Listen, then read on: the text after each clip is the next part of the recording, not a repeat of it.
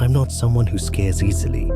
I've worked night shifts, gone backpacking alone in the wilderness, and spent a year volunteering on a crisis hotline. But what I saw 2 days ago, I still don't have the words to describe it. It all started because I decided to take a shortcut. I was driving home from my mom's place, a small town in the middle of nowhere, about a 2-hour drive along winding mountain roads. It was late, foggy. My phone was at 4% battery. The GPS died about 10 minutes after I lost signal, and somewhere along the way I missed a turn. I figured it would be easier just to find another route back. That's when I saw the old wooden sign nailed to a pine tree. Miller's Path. Logging road. No trespassing. I'd heard of Miller's Path before. My uncle used to tell stories about it when I was a kid. He said it was an old logging route from the 1940s. Abandoned. It leads nowhere, he used to say.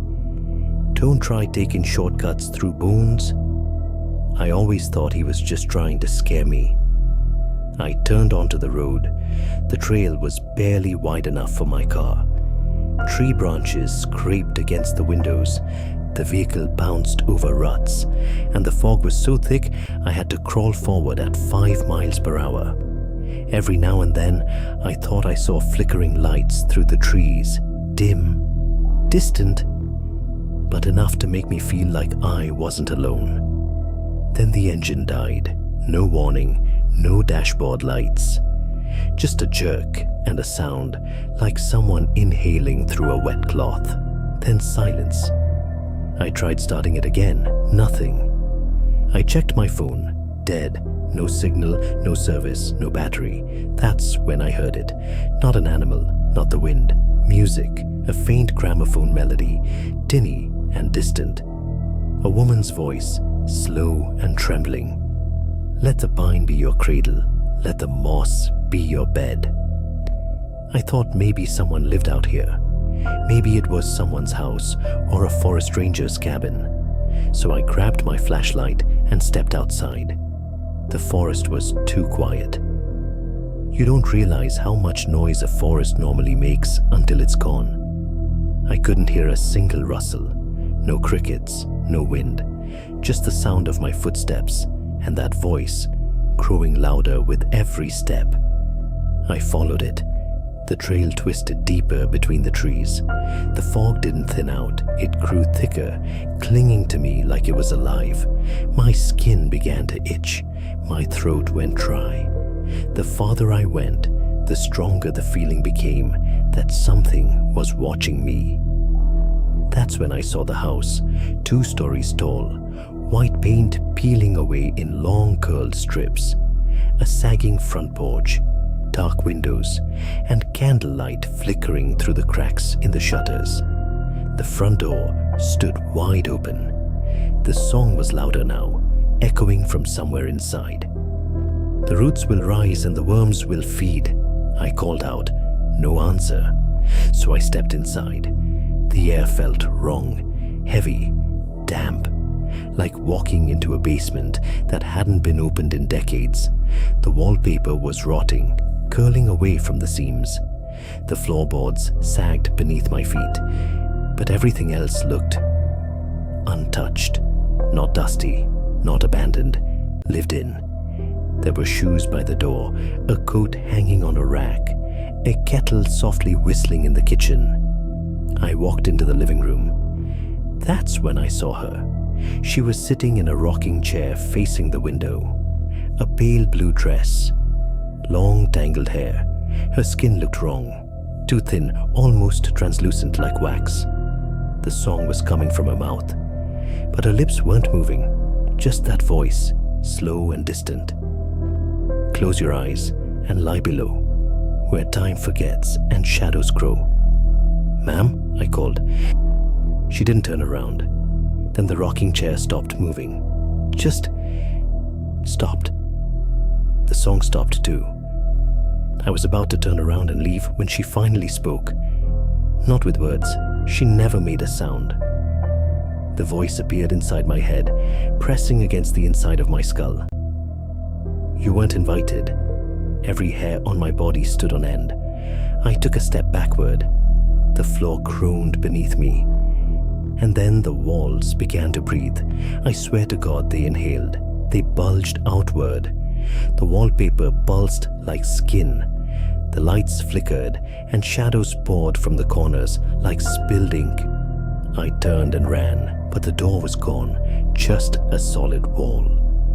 I spun around looking for another way out, but every window had been boarded up from the inside.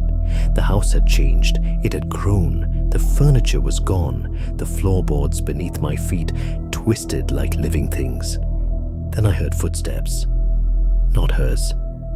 Something heavier, dragging, coming from the upstairs staircase. Each step was accompanied by the creaking of wood beneath its weight. I darted into a hallway, my heart hammering against my ribs.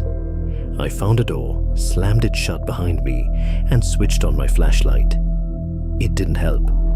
The room was covered in mirrors, floor to ceiling, dozens of them. But none of them showed me.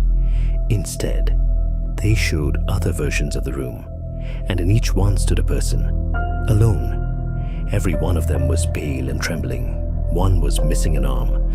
Another had blood streaming from his eyes. One looked a lot like me, only older, exhausted. His eyes looked wrong, flat.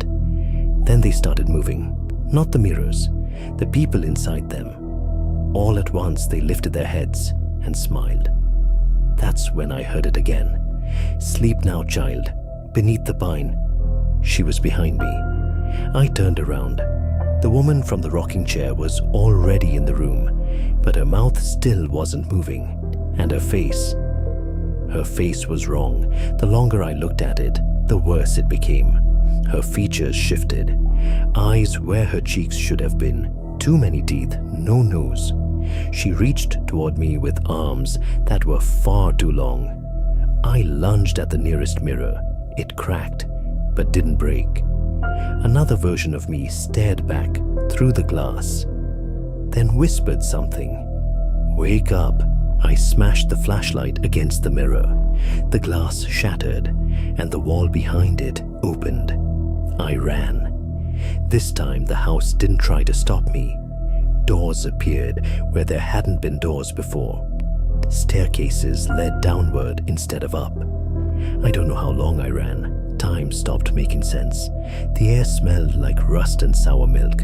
When I finally burst back into the forest, the fog was gone. So was the house.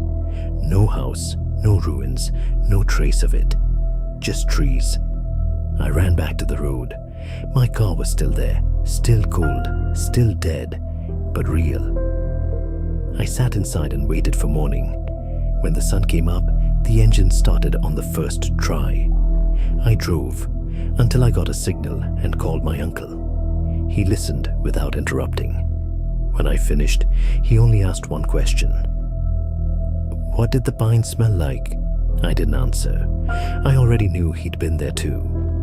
I don't know what that house is or why it let me leave, but last night I found something in my apartment, a piece of wallpaper.